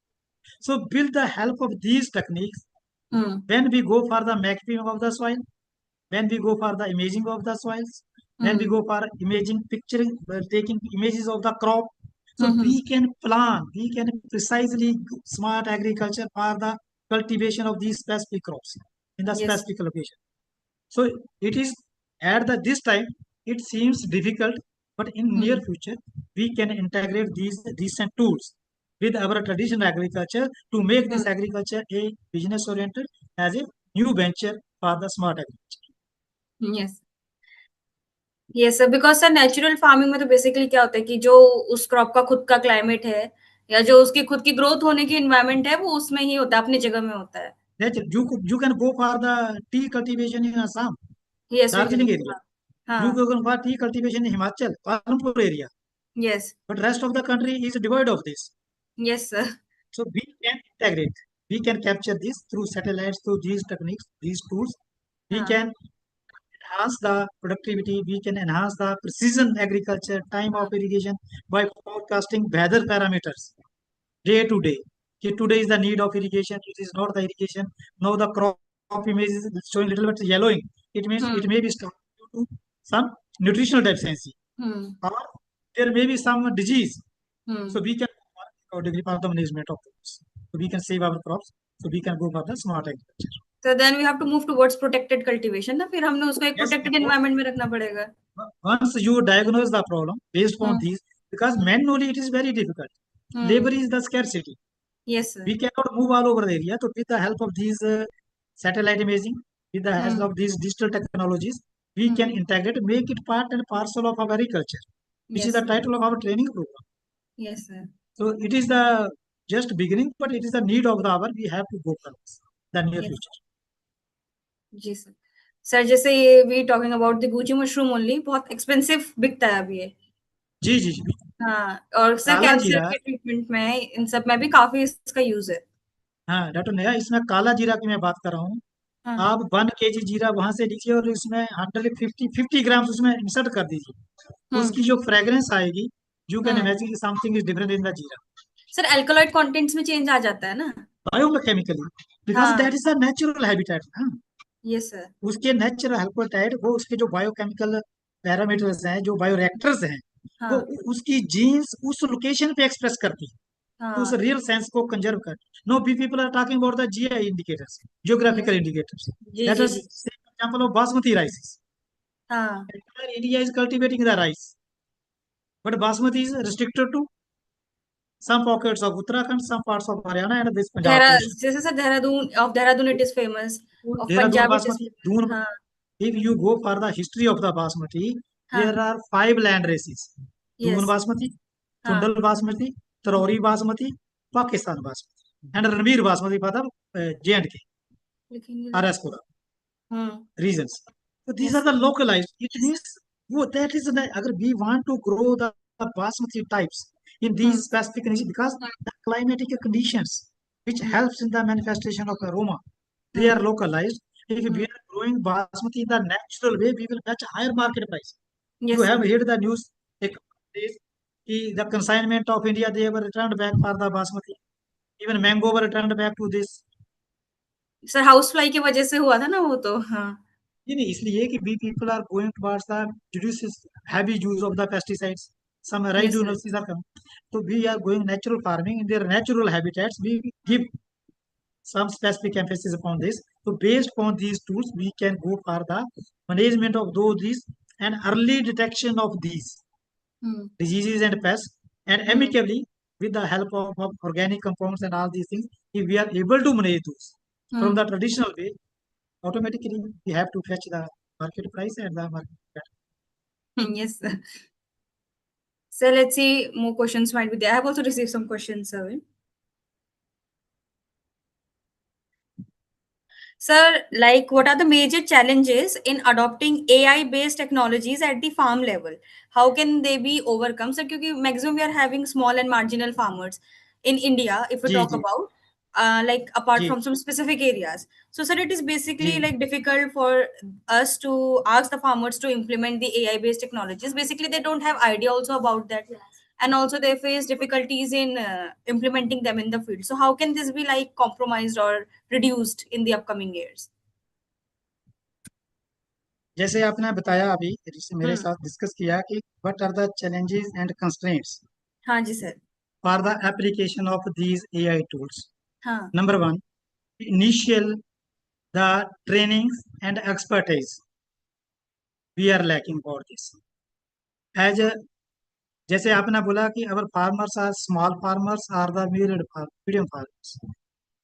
When we are integrating these AI tools, because these devices, these instruments, these technology, they are developed for the large farmers, but with growers, large stakeholders, this. So until and unless infrastructure development, precision making, so application of these tools, आपके साथ में एक practical example share करता हूँ. और that practical example मेरे अपने घर की है. पर्सनल, मेरा पर्सनल एक्सपीरियंस आपने बहुत अच्छा इशू रेज किया है. जी. मेरे 2 बेटे. जी सर. ठीक है. एल्डर सन, उन्होंने ग्रेजुएशन करी है पंजाब एग्रीकल्चर लुधियाना से. हाँ. Then he shifted to University of this McGill University, Canada. Okay. He worked there Hmm. non-destructive approach for the root structure Hmm. architectures in soybean. Okay. Soybean के पेड़ को बिना उखाड़े हुए Hmm. उन्होंने उसके पूरी primary root, secondary root, root volume, root Tertiary. Biomass, nodules और ईच एंड एवरीथिंग हाँ. 135 सोयाबीन की जो यूएस की कलेक्शंस थी Hmm. उसकी सीटी स्कैनिंग करके, कंप्यूटर टोमोग्राफी हमारे जहाँ इंसान की नहीं होती है सर हॉस्पिटल, हाउ कैसे करा मतलब सर ये? उन्होंने जो हमारी एमआरआई मशीन्स हैं, हम्म. क्योंकि दे इंफ्रास्ट्रक्चर, हम्म. अब कोई ये बोले कि हम पेड़ की एमआरआई कर रहे हैं, we will not believe in our yes sir. System. हाँ. वो लोग वहां कर रहे हैं, हम्म. उसके बेस पे बोल दिया कि ये एक वैरायटी ऐसी है जिसकी रूट्स 3 मीटर तक लॉन्ग गई हैं। इट मीन्स अगर पानी डिप्लीट होता है, ग्राउंड वाटर नीचे जाता है, वो वैरायटी वहां इतनी डीप से पानी को एक्सट्रैक्ट कर लेगी। जी. तो दिस इज एप्लीकेशन विदाउट उस प्लांट को निकाले हुए उस root structure. After hmm. Completing master he shifted to university of Tokyo for the hmm. Field economics. अच्छा. और yesterday ही वाज बीडिंग, घास निकाल रहे थे खेत में with the help of robotics. हाँ. Japanese and Chinese people they are ahead. So So with they the are help of way advanced than Indians. my concern is कि हम्म. once एक बार technology standardise हो जाए, इस टाइम हमारे पास जिस training हम we are in the training hmm. Training हमें अपने जो पार्टिसिपेंट्स हैं हम्म. उनको एक ब्रेन स्टॉर्मिंग, एक विजन दे रहे हैं, एक टेक्नोलॉजी का प्लेटफॉर्म दे रहे हैं कि this is hmm. The future, we have to think of this, yes sir. We have to. क्योंकि आज आइसोलेशन में काम करने की अप्रोच नहीं है, we have to be integrated. Yes sir. अगर मैं suppose being a scientist of sugar के, हम्म. आज मॉर्निंग से जब आपका कॉल आया था, hmm. I was at Gurdaspur, yes sir. मैं गुरदासपुर से आके आपको ज्वाइन किया हूँ अभी। यस और सर. सुबह से 5 लोगों को लेके हाँ. जो चट्टूर मिल्स कीड़ी भगाना गुरदासपुर में, उसके हाँ. कुमार एरिया में विजिट कर रहा था, खुद देख हम्म. रहा था कि कौन सा इंसेक्ट आया है, कौन हम्म. सी बीमारी आई है, हम्म. किसमें खेत में पानी लगने वाला है, किस हम्म. बीट की infestation. 4 scientist along with 15 mill officials hmm. along with 50 farmers hmm. we are roaming in the fields. Yes sir. अब इन लोगों की आप वर्क एफिशिएंसी निकालो। हम्म. अगर हमारे पास ये एआई टूल्स होते, यस सर. हम एक बार वहां से ड्रोन घुमा देते, एक बार वहां से सेंसर से डाटा ले लेते, हम हम्म. कंप्यूटर करके बता सकते हैं कि आपके इस ब्लॉक में आपकी रेड स्ट्राइप है, यस सर. इसमें टॉप बोरर का अटैक आ गया हम्म. है, हम्म. इसकी इंटेंसिटी इमेजिंग में 2% है, एप्लीकेशन की जरूरत नहीं है। जी जब सर. आप मोर देन 5% है, जब दो go for the application of Coragen आर्कटेरा विद हम्म. ऑप्टिमम वाटर, तो वो एफिशिएंसी बढ़ेगी। Yes sir. ठीक है, तो उसको स्मॉल स्केल के लिए भी किया जा सकता है, लार्ज स्केल के भी किया जा सकता है। तो हम्म. वो जो डाटा जो हमारा प्रिमिटिव और हिस्टोरिकल डाटा जो इमेजिंग है, हम्म. we have to be expertise because ultimately it is the human being who hmm. has to guide these machines, who yes sir. has to put this data, who has hmm. to go for the data learning, data processing.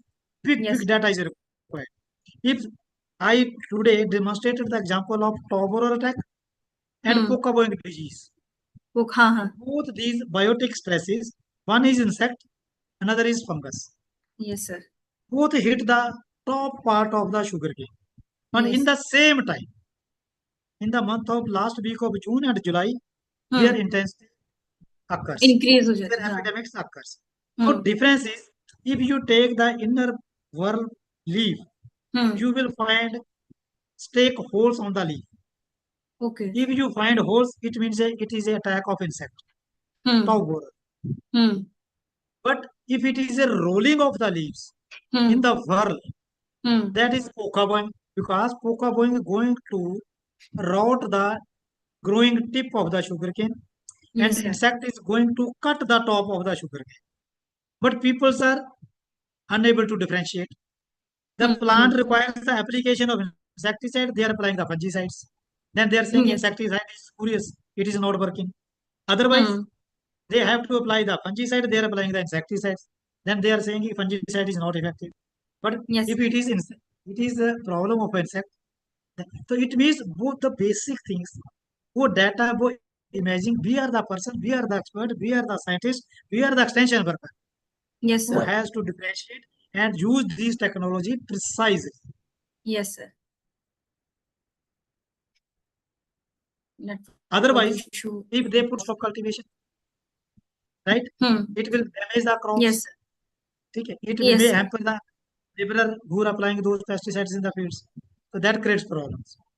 So Sir, the basic difference is that basically they don't know the difference between कि nutrient deficiency हो रही है या insect है या disease हो गई है, उन तीनों में differentiation नहीं हो पाता है. तो दिस इज द रीजन, क्योंकि हमारे पास बेसिक डाटा जो हमारा हिस्टोरिकल डाटा है। अब हम कहते हैं कि अगर आपके लीव की येलोइंग हो रही है, it gives nitrogen deficiency, it is myth, it is Basically जो हम सोचते हैं, हाँ.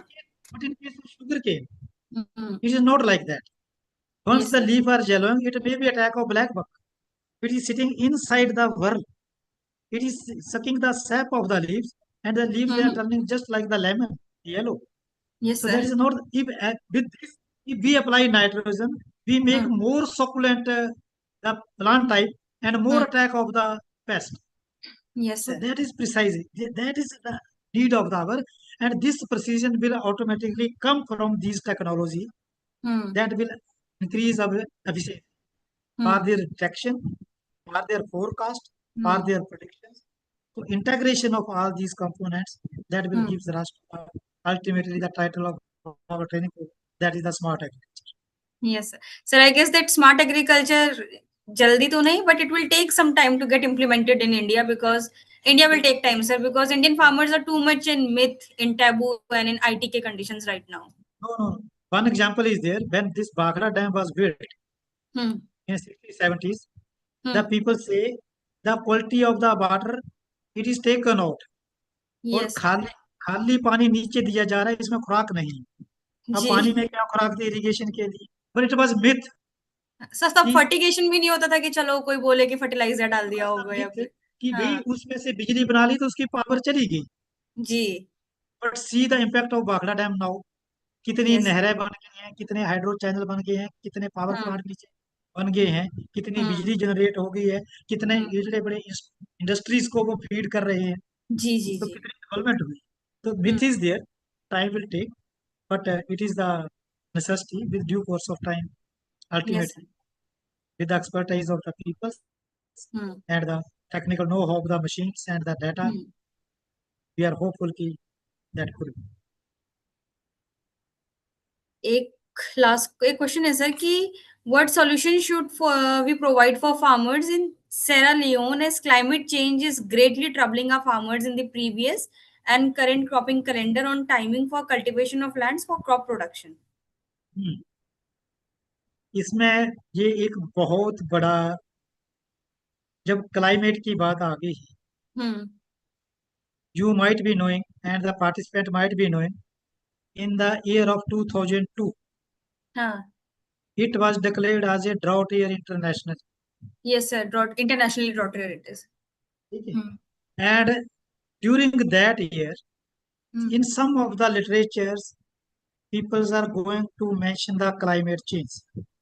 Yes, sir. Now today we are realizing those pictures. In the month of February it was hot, Yes, sir. but in the month of March and April it was cool. Yes, sir. What is this? Today, in the month of last week of June and July, we experienced a very heavy rainfalls. Yes, sir. But this year, we are predicting the monsoon will be 62% less. Okay. But in the rivers and dams, the quantity of water is high. Yes, sir. But what is the reason? Because of the climate change, our glaciers, which are built thousands of the years, वो जो बर्फ के पहाड़ थे, बारिश हुई नहीं, global dam में वार्मिंग पानी ज्यादा है। मैं अभी पीछे रिपोर्ट देख रहा था कि भाखड़ा डैम में पिछले साल के कंपैरिजन में अभी तक मानसून नहीं आई, तो 3 लाख क्यूबिक वाटर बढ़ गया है। अच्छा, कहाँ से आया? सर ग्लेशियर मॉनसून मेल्ट आएगा होने तो से। फिर तो वाटर और राइज हो जाएगा, ऐसे तो फ्लड की कंडीशन आ और जाएगी ऐसे में। पंजाब पंजाब पंजाब और हरियाणा पानी के लिए लड़ रहे हैं। जी। आप उसको यूज करो भाई, उसको चैनलाइज करो। हम्म ठीक है, कल को फ्लड आएंगे, नुकसान हम्म होगा। हम्म तो वो जो चीज आपने कहा कि क्लाइमेट चेंज और क्रॉप प्रोडक्शन, क्योंकि हम्म अवर प्रोडिक्शंस आर लैकिंग टेक्निकली। क्यों लैकिंग? क्योंकि ये बहुत सारी जो हमारा वेदर डाटा है, वेदर स्टेशन है, उनके अंदर जो सेंसर्स लगे, हम्म वो हम डिपिक्ट नहीं कर पा रहे हैं, उनको प्रोडिक्ट नहीं कर पा रहे, हम्म, इसलिए हम उस प्रिसीजन की तरफ नहीं जा रहे। जब वो प्रोडिक्ट नहीं हो पा रहे, तो वो अब ट्रांसलेट कर रहे हैं फॉर एग्रीकल्चर। जी आपके साथ मैं एक छोटी सी एग्जांपल प्रैक्टिकल शेयर करता हूँ, जी महाराष्ट्र की बिल्कुल एग्जांपल है। जी। आज से 6 साल पहले हम्म अजीत पवार की शुगर इंडस्ट्री से I was coming back from दौड़ to Pune. Hmm on the way farmer field पे मैं गया। हम्म दैट वाज 40 एकड़ फार्म। अच्छा और उन्होंने ड्रिप इरिगेशन लगा रखा था, और it is was totally automation. Sir, ये शुगर केन की फील्ड में। शुगर केन के फार्म पे हम्म 40 एकड़ फार्म, हाँ ड्रिप इरिगेशन सिस्टम, सर, बहुत हंड्रेड ज्यादा है परसेंट तो। 100% ऑटोमेटेड। और उन्होंने इंजीनियर रखा है हम्म ऑटोमेशन के लिए कि पानी को हम्म कितनी देर कितने डिस्चार्ज पे रखना है। हाँ, कितने मिनट के लिए क्या? हाँ। तो वहां एक छोटा सा मैंने पाइप लगा हुआ देखा। मैंने हम्म उसको पूछा कि बड़ी, कहता sir this is whether station. मैं अच्छा। कहा sir what is the cost of it? कहता 6 लाख। हम्म मैं कहा भी ऐसा क्यों? बोला आप नहीं समझोगे कि आप पंजाब से हो। अच्छा। बोला आपके पास भाखड़ा है, आपको हाँ पानी की वैल्यू पता नहीं। हाँ। कहता जिस इस वेदर स्टेशन से मुझे लगता है कि आज बादल आ गया है, हम्म मेरा मौसम आज एयर टेम्परेचर 28, 29, 30 से नीचे रहेगा, तो मैं हम्म इरिगेशन नहीं देता हूँ। अच्छा। क्योंकि मेरा उतना पानी बचता है कि हम एक एक बूंद के लिए, इस ऑटोमेशन के लिए तरसते हैं। तो मैंने हम्म उसको क्वेश्चन किया कि आप 1 एकड़ में कितना पानी लगाते हैं? हम्म वो कहता कि 5 to 6 thousand litres in a day. In single irrigation, मतलब इन 1 एकड़। एक इरिगेशन में, अच्छा। ठीक है। तो हाँ। मैंने कहा इतना तो हमारी मोटर के पास खड़ा रह जाता है। जी सर। जब हमारी मोटर चलती है तो उसके बाद, हाँ। तो कहा कि आपको पानी की वो नहीं है, वैल्यू पता नहीं।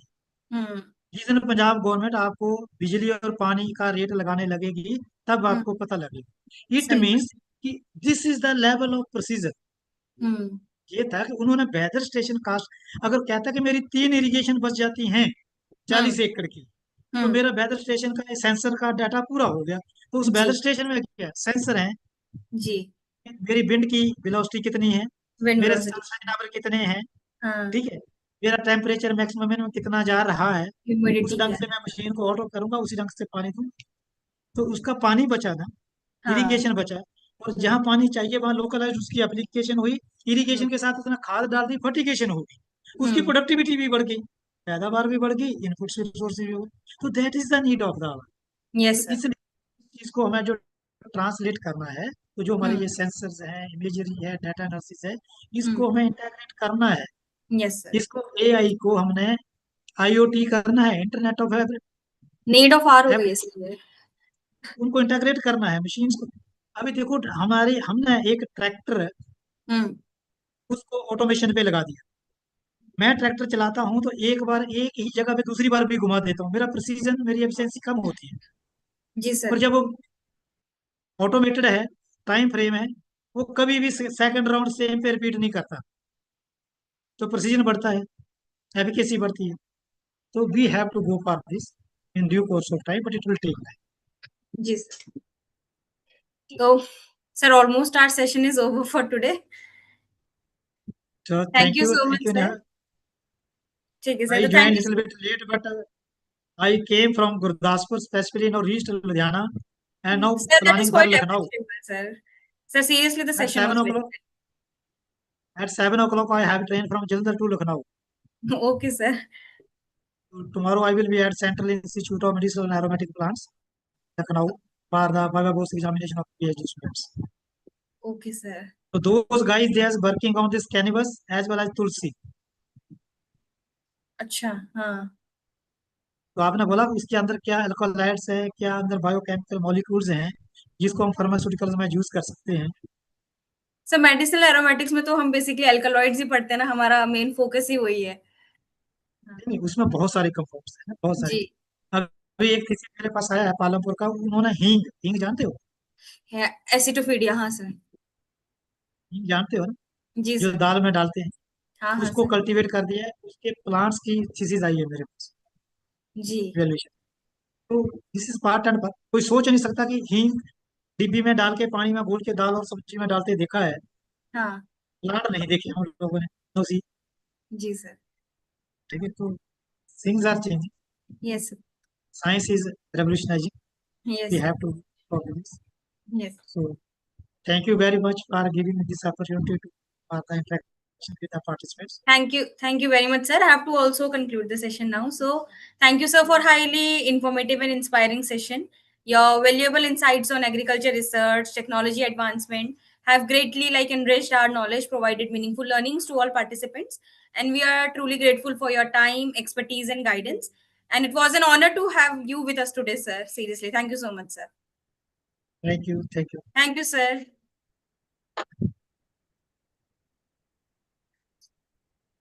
So, as we conclude day 13 of AGROVISION 2.0, I would like to express my heartfelt gratitude to all our esteemed speakers for sharing their valuable knowledge and experiences. I sincerely thank all the participants for their enthusiastic participation and active engagement through the day. And your dedication to learning has made today's session truly meaningful and successful. Thank you all, and we look forward to meeting you again tomorrow for another enriching day of learning and interaction. Learn today, lead tomorrow, and transform agriculture for a better future. Thank you so much.